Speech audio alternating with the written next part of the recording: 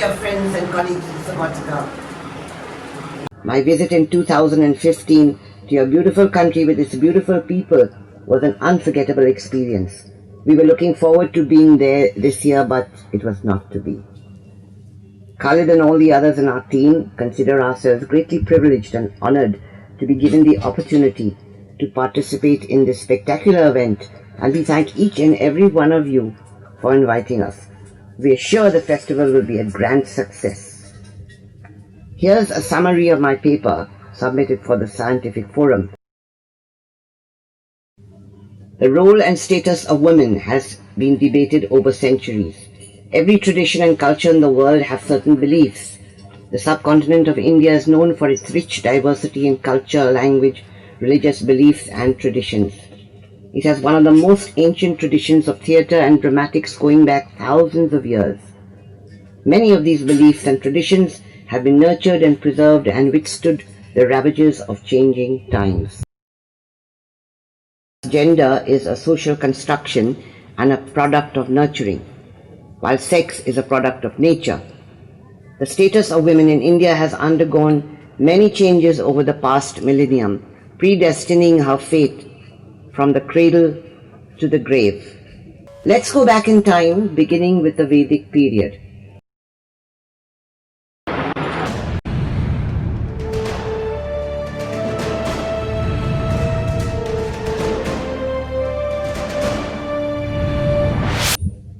There are 4 Vedas, the Rig Veda, the Sama Veda, the Yajur Veda and the Atharva Veda. The Vedas form the core center of the structure and origins, underlining a complex range of topics elaborated by ancient sages on almost every aspect of life. The Vedas were orally transmitted sometime in the 2nd millennium BCE with the help of elaborate mnemonic techniques. The Vedas were written down only after 500 BC.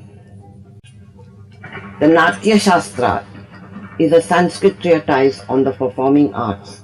It is a major source of evidence attributed to Bharat Muni, who recorded a complete work of dramaturgy of plays based on the epics. The text is made up of poetic verses describing every aspect of the arts. Classical or Sanskrit theatre was performed on sacred ground by priests who had been trained in the necessary skills, dance, music and recitation in an hereditary process. Its aim was both to educate and to entertain. These plays were patronized by royal courts. There is no mention of specific performances for children or youth. Sanskrit theatre flourished between the 1st century CE and the 10th, which was a period of relative peace in the history of India. During the Vedic period, women enjoyed a high status and a respectable position in society. The Vedas, Indian mythology and culture underline the equality of sexes. Class is the indicator of a person's status in society. The factors which may influence the class of a person are wealth, power, education and occupation. The social stratification on the basis of class existed in India since ancient times, when the society was divided into 4 classes: Brahmins, Kshatriyas, Vaishyas and Shudras. Changing social constructs played crucial roles in the creation of the typical image of women in Indian society. Society thus demands certain behavior and norms for a child that is determined by its gender from birth. Along with gender, class also divides the society in different hierarchies. A woman is a victim of all forms of social stratification, of which gender and class affect her the most. Vedic narratives offered an incredible kaleidoscope of prominent female characters. We have references to all these female characters in Sanskrit dramas. The source of most Sanskrit dramas is from the epics, that is, the Ramayana and the Mahabharata. These epic narratives remain immortal favorites today. Once again, theatre was not divided into genres of adults, youth or children. The Vedic period thus set the pace for ideology, peace and harmony, wisdom and knowledge. While the winds of change, like ripples in a pool across the subcontinent, created an ever-widening circle of variable constructs. For about 2000 years, the position of women steadily deteriorated. With the Islamic conquests in the 10th and 11th centuries, theatre was forbidden. Later, in an attempt to reassert indigenous values and ideas, folk or village theatre emerged. By the close of the 18th century, Bengal was completely under the East India Company. The rising gentry grew prosperous, and with new wealth came the desire for entertainment. The earliest playwrights were dominated by eminent male composers. During the last half of the 19th century, theatres in India experienced a boost in numbers and practices. To resist its use of drama by Indians as an instrument of protest against colonial rule, the British government imposed the Dramatic Performance Act in 1876. During the struggle for independence, in response to Mahatma Gandhi's call, women came out of their homes to join the non-cooperation movement. Many extraordinary Indian women participated in the freedom struggle to make their mark in the quality of leadership. Various factors, including education, urbanization, and better employment opportunities for women, led to the improvement in their status. This paved the way for the feminist movement in India. In contemporary Indian theatre, several male dramatists highlighted the issues of women's emancipation. Once more, these plays may be classified as addressing issues about women and youth. Group theatre of Kolkata, West Bengal, developed in the 1940s. Group theatre was always free from gender bias. It remains a popular entertainment up to the present. The establishment of Sangeet Natak Academy in 1952 began the feminist movement and experimental theatre movements of the 1970s. These movements encouraged women dramatists to write and expose the hypocrisy prevailing in the society. The National School of Drama, which was established by Sangeet Natak Academy in 1959, cannot be undermined. Women writers were able to express their feelings boldly. Theatre workshops and theatre festivals brought into focus various feminist issues and the societal taboos. Street theatre laid the foundation for the rise of women's theatre. With the popularity of street theatre, a new kind of theatre emerged, which today is known as feminist theatre. It gives voice to the oppressed women and reconstructs the mythical images of women. This could also fall into the category of theatre for youth. After the 1970s, several women playwrights established themselves in the field of theatre. Theatre and film have always been closely intertwined, and this chapter would be incomplete without a brief reflection on Deepa Mehta. With her controversial elements, trilogy of feature films, Fire, Earth and Water, which won her much critical acclaim, Deepa Mehta is one of the successful film luminaries of the 21st century. Through her films, she challenges the patriarchal society structures of young women and children. In contemporary Indian theatre, several male dramatists highlighted the issues of women's emancipation. Once more, these plays may be classified as addressing issues about women and youth. With the advent of technology, the film media entered the public domain. In 1902, cinema was established in India. Towards the end of the 20th century, the portrayal of women in Indian cinema saw many changes. Fatima Begum was the first woman director of Indian cinema. Thereafter, the progression in the portrayal of women in Indian cinema was slow but steady. Many female filmmakers also moved ahead in making their career in the film industry. There are now several notable film producers and theatre directors, both male and female, who have contributed to the feminist cause and children's theatre and films. The Children's Film Society was launched in 1955. Innumerable classic and award-winning Bollywood children's films in Hindi and regional languages were produced, and the list keeps growing today. Most of the directors began their career in drama and theatre. During the nationalist movement in the late 19th century, women emerged as a driving force. They were an indicator of India's modernity and fitness of the nation. At the same time, women were seen as the rightful keepers of tradition. Thus, the dual role of a woman remained unchanged, once more restricting total freedom. Parsi theatre was a highly influential movement in the realm of modern Indian theatre. It was a fusion of European techniques and local forms of Indian theatre. This influenced the rapid development of Indian theatre and the establishment of Bollywood industry. Parsi theatre was paradoxically intriguing for its use of gender and identifying as being different. Women who acted on the stage in the late 19th century and later in cinema in the 20th century were classified as racially others, such as Anglo-Indian, Jewish, or of mixed parentage, including courtesans. Women's entry in performance space in the 20th century was a result of a lengthy process of negotiation. This was the beginning of an inevitable trend, and gender taboos soon became something of the distant past. Once again, Parsi theatre targeted a mixed audience of adults. There is no record of shows exclusively targeted for children. Tales, legends and fables of India are now generally considered children's literature and remain popular today as an integral part of theatre and children's entertainment. This may be considered the forerunner of today's children's theatre. With the turn of the century, several creative authors emerged and their stories added luster to the theatrical repertoire through plays, dance dramas, puppets, masks and storytelling, films, TV serials, cartoon animation and multimedia. While children have always been a part of both rural and urban audiences in Indian theatre and also sometimes used in folk plays, they watch shows with their families at the best of times.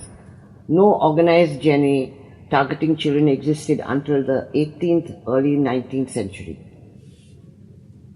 The earliest known person in the 20th century to introduce children's theatre in an organized manner was Gurudev Rabindranath Tagore, who founded his ashram in Santiniketan, West Bengal. He made theatre a part of the curriculum, encouraging the participation of girls and youth. Children's Little Theatre, CLT, was also an institute where children participated in various activities, including puppetry and drama, dance and music. It was founded by the late Samar Chatterjee sometime in 1957-1958. The National School of Drama pioneered a children's theatre in 1958.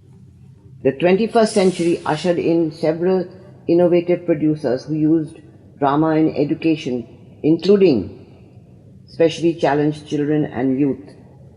In recent years, many theatre groups have contributed. John Barry was the first director of National School of Drama's theatre who applied theatre for educational purposes. Classical dance and dance dramas remain an integral and popular form of entertainment across India today. Most families take pride in their children, especially girls who excel in music and dance are considered well accomplished. Tales from Indian mythology retold on stage or through the electronic media remain immortal favorites today. Today, children's theatre in India is often considered theatre by the children for the children. Most 21st century theatre groups work towards the growth of theatre and education. Folk theatre evolved after classical Sanskrit theatre in order to reach out to the masses. The Jatra is one of the most popular among folk performances. Jatra underwent changes in every period, thematically and musically, but it never lost its special flavor. At the onset of the Indian independence movement, Jatra addressed political themes and became a vehicle of political satire and protest, sensitizing awareness on related issues. In the early 1960s, theatre groups experimented with the Jatra form. 1961 saw the first Jatra festival organized in Kolkata, and every year since. Jatra has thus withstood the changing times by adapting and reinventing itself to cater to its audiences. No record, however, has been found of the earliest Jatra performance.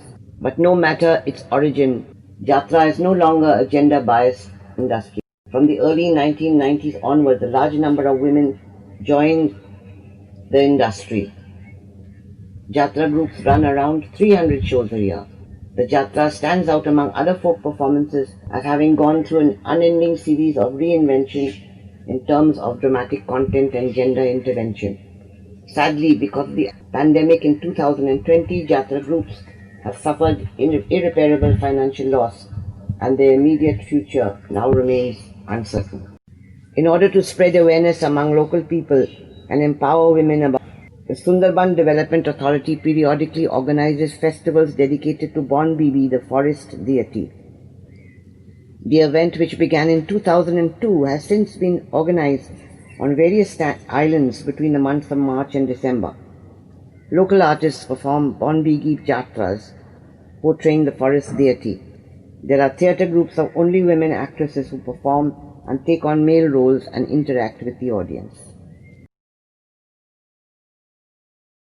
Whether puppetry was considered classical art form remains ambiguous, but it has finally evolved as a folk art. A 10th century manuscript proving its antiquity describes Brahma the creator as a Sutradhar, which could be assumed to be a puppeteer. It describes Brahma manipulating the world with 3 strings. Sattva, the attribute that generates noble instincts like truthfulness, devotion, compassion in one's mind. Tamas, the attribute that generates worldly instincts such as the love of pleasure, glory, fame, zest for life. And Rajas, the attribute that generates base instincts such as the urge to destroy, to inflict pain and commit misdeeds. Divine origin of puppetry testifies to the importance of puppetry in India. In the past, it was taken into high consideration in the urban elite and among the nobles. For example, the magical throne of Vikramaditya and the tale of 32 puppets in ancient India are equally suited to youth and children depending on the story selected.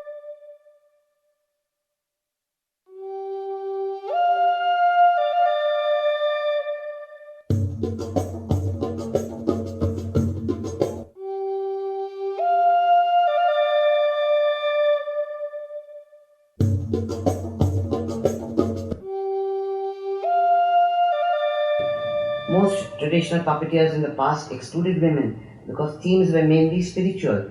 Most of the characters represented sacred figures of gods and goddesses, and performances were held within a temple. Because of this, custom forbade women into a temple during their menstrual period. But once again, change is inevitable.